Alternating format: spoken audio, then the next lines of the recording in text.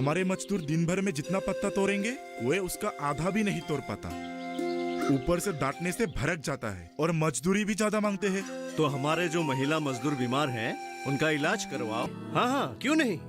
कल तेरा एक हाथ काट दूंगा, फिर कालिंदी काका को बुला लेना, वो मंत्रों से जोड़ देगा, लगे हाथ हम भी देख लेंगे। क्यों क्यों संगीता, है कि नहीं? मजदूरों का अगर भविष्य सुरक्षित रहे तभी एक बागान का भविष्य भी सुरक्षित रह सकता है।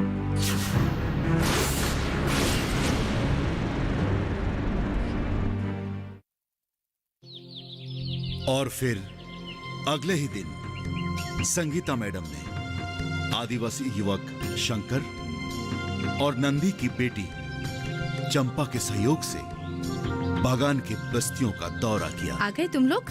नमस्ते मैडम। मैडम नमस्ते। हाँ हाँ नमस्ते। तुम लोग रेडी होके आए हो ना? जी हम रेडी होके आए। हाँ हाँ ठीक है। तुम एक काम करो, तुम अब जाओ। ठीक है मैम साहब। तो चले? हाँ। शाम ढलने से पहले जितना ज्यादा हो सके इस इलाके का दौरा कर लेंगे। अरे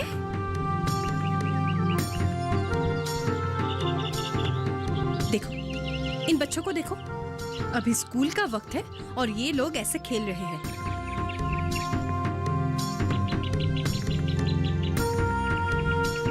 ये लोग ऐसे ही रहते हैं मैडम। ये देखो हालत, इतनी गंदगी के बीच रहेंगे तो बीमार क्यों नहीं पड़ेंगे ये लोग? अब क्या बताऊं मैं आपको मैडम, ये लोग ऐसे ही चलो। हैं। संगीता ने देखा कि बस्ती के लोग कैसे परिवेश में रहते ये हैं। बच्चे आप लोगों के हैं?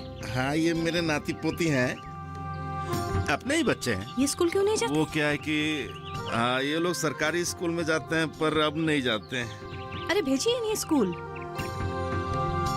खाली पड़ी है पूरी जमीन। ये देखिए ना मैडम, कैसी हालत कर रखी है, इतनी गंदगी है यहाँ बुरा पर। हाल है। बिल्कुल बिल्कुल ध्यान नहीं रखते। सारी जमीन यूं ही चलो बेकार आगे पड़ी हुई चलते है। हैं। चारों तरफ गंदगी, यहाँ तक कि अपने घर के पास ही उन लोगों ने सुअर भी पाल रखा था, जो कि बड़ी बड़ी भयानक बीमारियों की जड़ होती है। मैडम, इनमें से एक भी बच्चा स्कूल नहीं जाता। ये लोग क्यों नहीं जाते हैं स्कूल? जाते थे, पास में स्कूल है, तुम लोग क्यों नहीं जाते हो? अब नहीं जाते हैं, इतना पहले दूर जाते होता थे है। ना, हाँ, अब फिर से जाना पड़ेगा स्कूल। अच्छी तरह से पढ़ाई करनी होगी, ठीक है?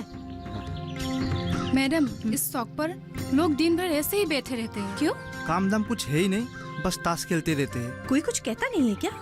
इन लोगों को हमने पहले भी बहुत बार समझाया पर समझते ही नहीं है। अरे मैनेजर नहीं मैडम, आप लोगों को तो इस वक्त बागान में होना चाहिए, काम पर क्यों नहीं जाते? होना तो चाहिए, आज तबीयत ठीक नहीं है। अब बैठिए बाहर। आपके बच्चे हैं? हाँ, 5 बच्चे स्कूल जाते हैं कि नहीं? जाते थे। और क्या कितनी उम्र है तुम्हारे बच्चों की? 10-11 साल। पते तोड़ने जाते हैं छोकरी लोग। स्कूल नहीं जाते आप लोगों के बच्चे? पते तोड़ने से कमाई हो जाती देखो, है। अब से उन लोगों को स्कूल में भेजो, पढ़ाओ उन्हें। जी जी, कोशिश करेंगे हम लोग। स्कूल के शिक्षकों से उन्हें ये पता चलता है कि आदिवासी बच्चे स्कूल आना ही नहीं चाहते। स्कूल में दाखिला तो वे ले लेते हैं पर कुछ दिन आने के बाद छोड़ देते हैं। कारण पत्ता तोड़ेंगे तो पैसे कमाएंगे।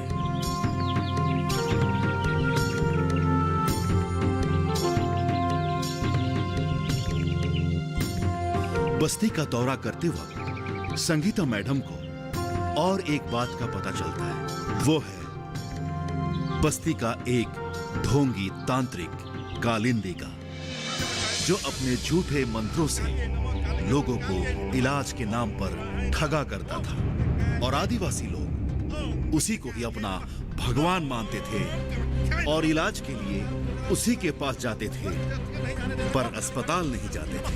ओम महाकाले, ओम महाकाले, ओम जा जा, ओम नमः शिवाय, भद्रकाले नमः, जा जा, ओम फट, ओम जा।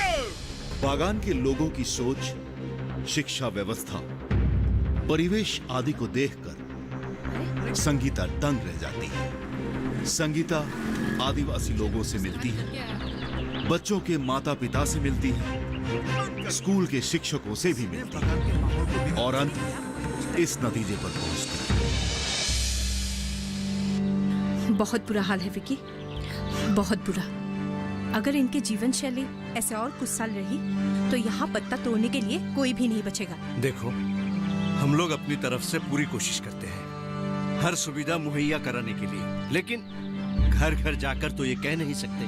अब सुविधाओं का लाभ उठाना निर्भर करता है उनकी इच्छाओं पर। उनके मन में इच्छा जाग ही नहीं सकती। अच्छे बुरे का ज्ञान ही नहीं है उन लोगों में। उन लोगों का दिमाग रूढ़िवादी विचार और कुसंस्कारों से भरे पड़े हैं। अब देखो नंदी को ही ले लो। इसकी बेटी कॉलेज जाती है, आगे पढ़ना चाहती है, और नंदी ने उसे पढ़ाया भी। हम में से किसी ने भी नहीं कहा कि तुम अपनी बेटी को पढ़ाओ, लेकिन इसने पढ़ाया। अब शंकर को ले लो, पढ़ा लिखा है, अरे अपने क्लब के सेक्रेटरी है ये। मैडम, क्लब में खेलकूद का सारा सामान है, पर कोई खेलने ही नहीं आता। और मेरी उम्र की लड़कियां तो पढ़ने से ज्यादा पत्ते तोड़ने को महत्व देती है। पैसे जो मिलते हैं। मैडम जी, ऐसा नहीं है कि हमने कोशिश नहीं की हमारे बिरादरी के लोगों को जागरूक करने की, पर क्या करें, कभी मेरा मजाक बनाया गया या फिर कभी असामाजिक तत्व से धमकी मिली होगी। मैं समझ रही हूँ। कुछ लोग अपने फायदे के लिए लोगों को गुमराह करते हैं। ऐसे लोगों को उखाड़ फेंकना है। अब क्या करना है ये मैं तय करूंगी। संगीता, अब बंगलो चलो, शाम होने को है। ठीक है। शंकर और चंपा, तुम दोनों आज शाम को हमारे बंगलो में आना। कुछ प्लान है, ठीक है? अब मैं चलती हूँ। जी बहुत अच्छा। ठीक है, जल्दी आ जाना। चलो।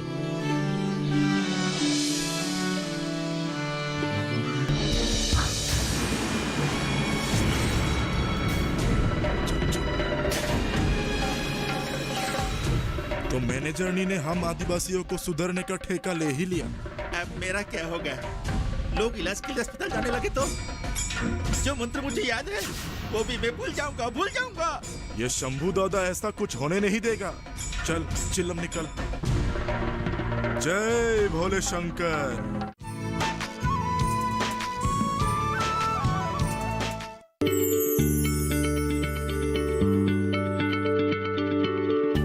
क्या आप किसी बीमारी से परेशान हैं? चाहते हैं डॉक्टर की सलाह? तो हम हैं आपके साथ। बताएंगे आपको जीने की राह। समस्याएं आपकी, समाधान देश के मशहूर विशेषज्ञों के। घर बैठे बात करें देश के जाने माने डॉक्टरों से। हमारे लाइव प्रोग्राम स्वस्थ किसान में हर शनिवार शाम 6 बजे से 7 बजे तक।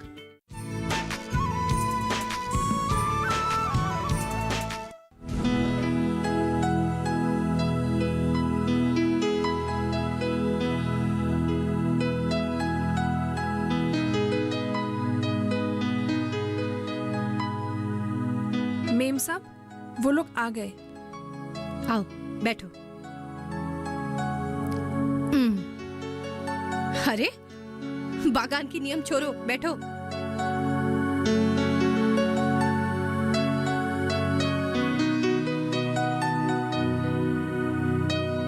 अरे आ गए तुम लोग, बैठो। अरे बैठो, बैठ जाओ। ये लो। इसे ध्यान से पढ़ो। संगीता, अगर कुछ कॉपी बनवाना हो तो कह देना, मैं ऑफिस से बनवा कर लाऊंगा। नहीं नहीं, अभी जरूरत नहीं है। हाँ, तो क्या समझ में आया तुम लोगों को? जी मैडम, वो सरकार की कोई योजना है। बिल्कुल सही। भारत सरकार के आदिवासी मामलों के मंत्रालय ने आदिवासियों के कल्याण के लिए वनबंधु कल्याण योजना की शुरुआत की है। फिलहाल भारत वर्ष के राज्यों के विकास खंड में पायलट आधार पर शुरू की गई है। और इस योजना के तहत हर ब्लॉक में विभिन्न सुविधाओं के विकास के लिए सरकार ने 10 करोड़ रुपए की घोषणा की है। मैडम, ये सब आपको कैसे पता चला? इंटरनेट में इसकी सारी जानकारियाँ उपलब्ध है। मैं भी कभी कभी इंटरनेट पर बैठता हूँ, पर सरकार की ऐसी योजना का मुझे कोई आवाज नहीं था। मुझे भी नहीं था, लेकिन मैंने खोज निकाला। देखो शंकर, चंपा, मन में जिज्ञासा होनी चाहिए, और आजकल इंटरनेट पर हर जिज्ञासा का हल है। पर हमारे लोगों को इसका इस्तेमाल भी तो आना चाहिए ना? आ जाएगी। उसके लिए चाहिए शिक्षा, एक शिक्षा का माहौल। मैडम जी, इस वन बंधु कल्याण योजना का उद्देश्य क्या है? अब किया ना असली सवाल, दो मैं समझाती हूँ।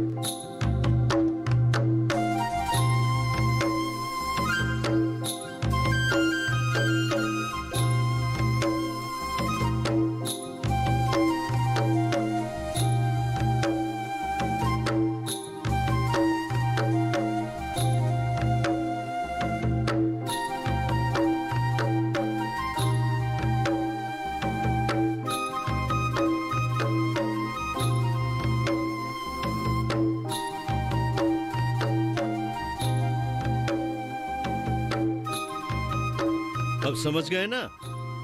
अब ये सारी बातें तुम दोनों को अपनी बिरादरी में बतानी है। सिर्फ हम दोनों? मैं रहूंगी ना तुम्हारे साथ। साथ में मैं भी रहूंगा। मैं भी रहूंगा साहब। जिस कार्य में हमारे बिरादरी की, हमारे समाज का विकास हो, वैसे कामों में मैं कभी पीछे नहीं होता। आइए नंदी जी, बहुत अच्छा हुआ कि आप आ गए। नहीं मैम साहब, मैं यही ठीक हूँ। पहले ही नियम तोड़ के यहाँ तक आ गया। क्षमा करना साहब। अरे कोई बात नहीं नंदी, कोई बात नहीं। आओ चलो बैठो, आओ। बाबा, हमें एक मीटिंग बुलानी होगी। लोगों को इकट्ठा करना होगा। उन्हें ढेर सारा संदेशा देना है। क्यों नहीं बिटिया, मैं इकट्ठा करूंगा लोगों को। घर घर जाकर उन्हें बुलाऊंगा। साहिब, अज्ञानता और शिक्षा के अभाव ने ही मेरी माँ को मुझसे सीना है। हमारी जनजाति की विकास और कल्याण के लिए हम कुछ भी कर सकते हैं। गुड। बस नंदी जी, मुझे हमें इसी जज्बे की जरूरत है। इसे हमेशा कायम रखिएगा। अभी आप लोग जाइए, कल मिलते हैं। नमस्ते। रे कलिंदी, हाथ क्यों जोर रहा है रे? माफ करना, मैं नहीं पीऊंगा। बहुत हो गया, मंत्र भूल जाऊंगा। यह क्या बकवास कर रहा है? क्यों भूलेगा मंत्र? अगर सच में मैनेजरानी ने जो कहा, अगर वो कर दिखाया तो लोग अस्पताल जाने लगे तो मेरा मंत्रों का क्या होगा? कुछ नहीं होगा, कोई नहीं जाएगा अस्पताल। अपना राज ऐसे ही चलते रहेगा। मैं लोगों को भड़काऊंगा कि वे अस्पताल ना जाए, और तू उन पर अपना मंत्र झाड़ते रहना। मुझे कमीशन देते रहना। तब तो ठीक है। मेरे मंत्र भी तैयार है और गोलियां भी तैयार है। गोलियां? अरे जड़ी बूटी वाली, पूरा सेटिंग है। चिंता की कोई बात नहीं है। सेटिंग? कैसी सेटिंग? नहीं, कुछ नहीं। हाँ ठीक है। देखो कलिंदी, अगर ये आदिवासी लोग पढ़ लिख गए तो फिर हो गया बंटाधार। किसका? हमारा और किसका? अरे ये बागान भी बंद हो जाएगा। कैसे? सब मजदूर अगर पढ़ने लिखने लगे तो फिर पत्ता कौन तोलेगा? मजदूरी कौन करेगा? जब बागान ही बंद हो जाए तो हम क्या करेंगे? हमारे बीवी बच्चे क्या करेंगे? बस यही बातें तो समझाना है लोगों को। ये पढ़े लिखे लोग अपना उल्लू सीधा करने के लिए कुछ भी बोलते रहते हैं। ठीक कहा शंभू, ठीक कहा। हम आदिवासी लोग जैसे थे वैसे ही रहेंगे। ऐसे कह देने से नहीं होगा कालिंदी महाशय।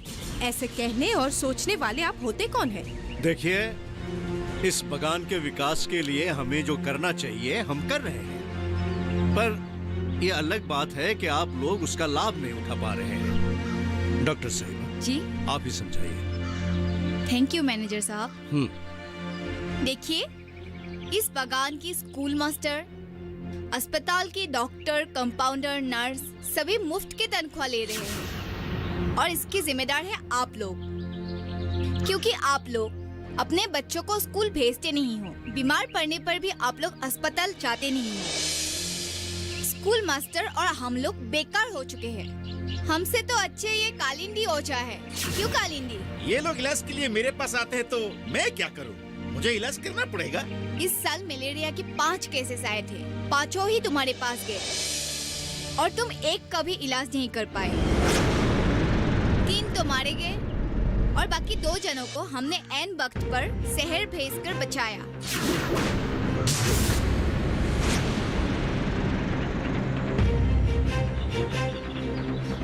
सबसे बड़ी बात तो ये है कि ये जिसका इलाज नहीं कर पाता है, कह देता है कि उसको डायन ने पकड़ लिया है, और जिसके सर इसके नहीं पड़ती तो उसी को डायन साबित कर देता है।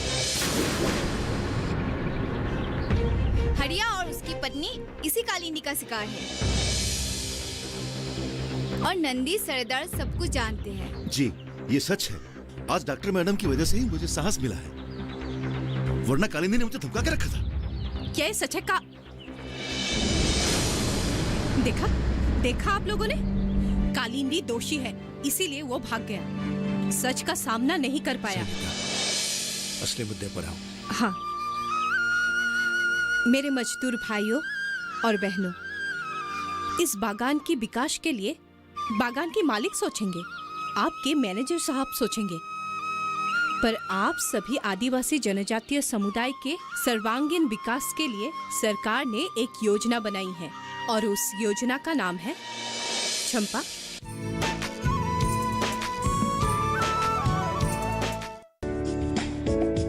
ये कामयाबी है अन्नदाता की, ये कहानी है खेत और खलिहानों की। कैसे करें अपने पशुओं की देखभाल, जानिए गांव-गांव के किसानों का हाल। देखिए गांव किसान, सोमवार से शुक्रवार दोपहर 12 बजे सिर्फ डीडी किसान पर।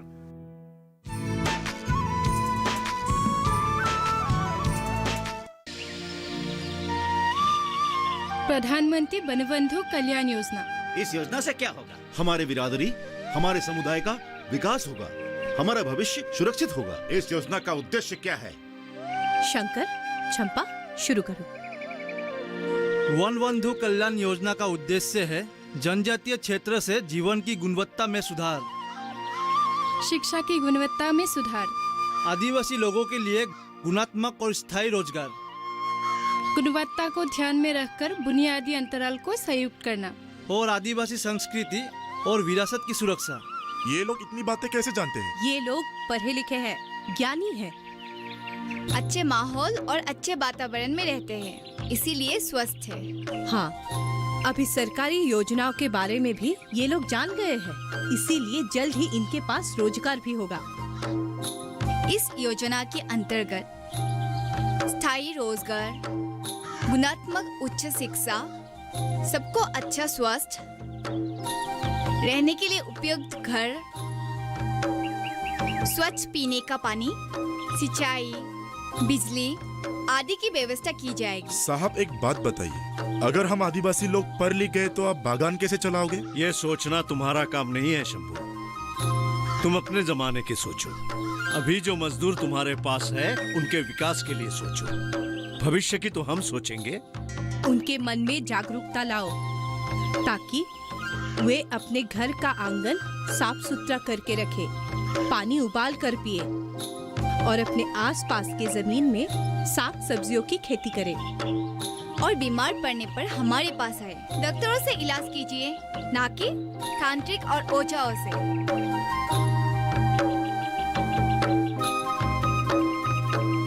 खास कर बहनों से अनुरोध है कि वो स्वस्थ रहे, ताकि अपने घर के सदस्य को भी स्वस्थ रख पाए। इसीलिए बीमार पड़ते ही अस्पताल जाए और डॉक्टर या नर्स की सलाह ले। देखिए, आज मेरी बाबा ने मुझे पढ़ाया और शंकर भैया के बाबा ने भी उन्हें पढ़ाया, जिसके कारण हम ये सब बातें जान पाए हैं। और हम मैडम जी के शुक्रगुजार हैं, जिन्होंने हमें एक नई राह दिखाई। आज के बाद शंकर भैया और मैं आप लोगों के घर घर जाकर इस योजना के बारे में बारीकी से बात करेंगे। और हमारा साथ देगी चंपा के कॉलेज की सहेली पूजा, जो कि आदिवासी नहीं है। पूजा, तुम कुछ कहोगी? जी नमस्कार, मैं एक मजदूर की बेटी हूँ। मेरे पिता ठेला चलाते हैं, लेकिन उन्होंने पढ़ाई के महत्व को समझा और मुझे पढ़ाया। और आज ये कॉलेज की पढ़ाई के साथ साथ एक इंटरनेट केंद्र में भी काम करती है। और आगे इस योजना के बारे में सारी जानकारी हमें पूजा ही देगी। मैं कोशिश करूँगी। एक अजनजातीय मजदूर की बेटी अगर पढ़ लिख कर काबिल बन सकती है तो आप लोगों के बच्चे क्यों नहीं? जबकि सरकार आप लोगों के इसके लिए सुविधाएं दे रही है। मैडम जी, वन बंधु कल्याण योजना का सुविधा का लाभ हमें कैसे मिल सकता है? मेरे कहने का मतलब है किस ऑफिस के साथ संपर्क रखना होगा? नंदी जी, इन सेवाओं वो माल के वितरण के लिए आदिवासी कल्याण विभाग या नोडल विभाग, एकीकृत आदिवासी विकास एजेंसी तथा एकीकृत आदिवासी विकास परियोजना के ऑफिस के साथ संपर्क करना पड़ेगा। मेरे बिरादरी के भाइयों और बहनों, अब तक हम लोग जैसे जी रहे थे वो अब बस हमारा एक अतीत बनकर रह जाएगा। एक सुनहरा भविष्य और एक नया सवेरा हमारा इंतजार कर रहा है और हमें खुद चलकर उसके पास जाना है।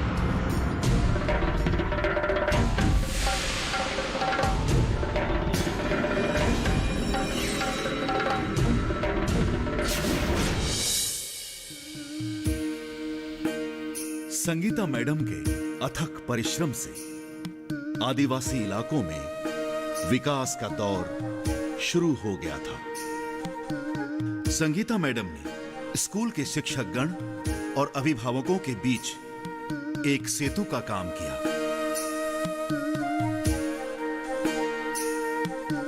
उन्होंने दोनों पक्षों को आपस में मिलाया। आदिवासी माता पिताओं को शिक्षा की अहमियत को समझाया। तेरी पत्नी बीमार है, चल जल्दी चल। कालिंदी, चल चल जल्दी चल चल चल घर चल। तू कुछ कर नहीं पाएगा पखंडी। बहुत हो गया, चल उठ। मुंह संभाल कर बात कर नंदी। खैर, जो भी हुआ अच्छा ही हुआ। लोगों की आंखें खुल गई, ये क्या कम है? बिल्कुल सही। लेकिन इसके साथ साथ चंपा, पूजा और शंकर ने बहुत अच्छा काम किया। और अब कहीं नहीं जाऊंगा, अपने लोगों के लिए काम करूंगा, विकास का काम। ये हुई ना बात, मैं हमेशा आपके साथ हूँ।